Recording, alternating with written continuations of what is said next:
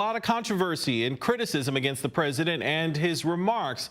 What does the president mean when he says Jews are being disloyal for voting for Democrats? It shouldn't be controversial to speak the truth. Donald Trump is the most pro-Jewish, pro-Israeli president since 1948.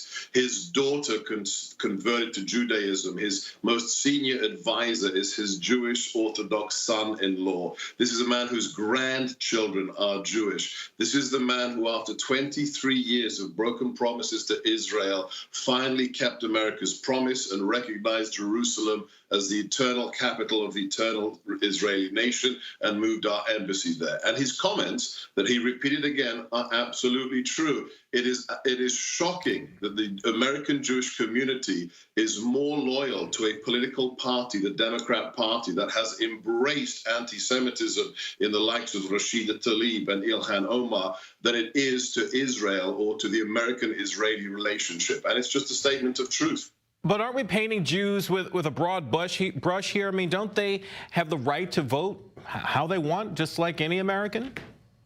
Of course they do, and he didn't say anything to the contrary. He just said, how is it logical? How is it logical? Why would you support the Democrat Party that has, as its face today, women like Rashida Tlaib and Ilhan Omar who say Israel is evil, Israel has hypnotized the West, and Israeli-American relations are all about the Benjamins, about money?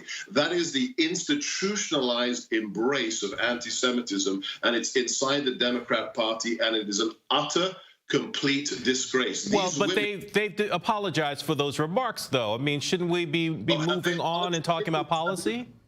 Have they apologized for being staunch supporters of the BDS movement, which is predicated on not recognizing Israel as a legitimate state and which is a form of economic warfare? These women are anti-Semites. It is very plain and simple. But the criticism is that the president is being anti-Semitic by making these statements about Jews and voting Democratic. It's nonsensical. It's the opposite. He's being a philo-Semite. He's being pro-Semitic. What kind of person lives in an alternate universe where he's saying, if you support the anti-Semitic party, which is the Democrats, you're being disloyal to Israel? Only a moron or a propagandist would say that his comments are anti-Semitic. So isn't the goal here, at least for President Trump, to try to get more votes? And you know, as he faces a 2020 re-election bid, I mean, not, you know, or at least angering Jews and not getting them into his tent is a risk for him, isn't it? This isn't about playing political games. That's what the Democrats do. It's about the truth. If you look at the facts, more than 92% of Orthodox Jews in America voted for Donald Trump. These are the people who understand the truth. These are the people who understand their their Judaic heritage. These are the people who understand Donald Trump is the most pro-Israeli, pro-Jewish president we have had in the modern age. So this isn't about pandering. This is about the truth, and this is about standing shoulder to shoulder with the Jewish state as our closest ally and the only true democracy in the Middle East.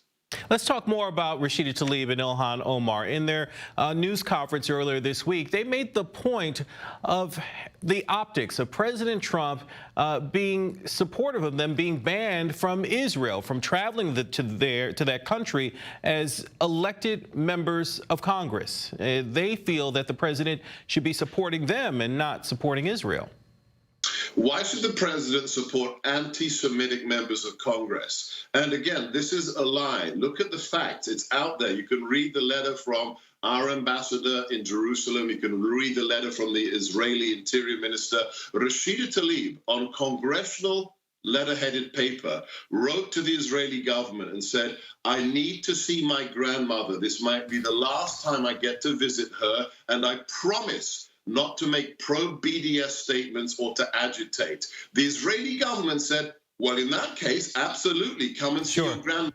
And what did she do? She said, I'm not coming, you're oppressing me. This is a woman who is prepared to exploit her grandmother. It is reprehensible, it is disgusting, but this is the Democrat Party in 2019.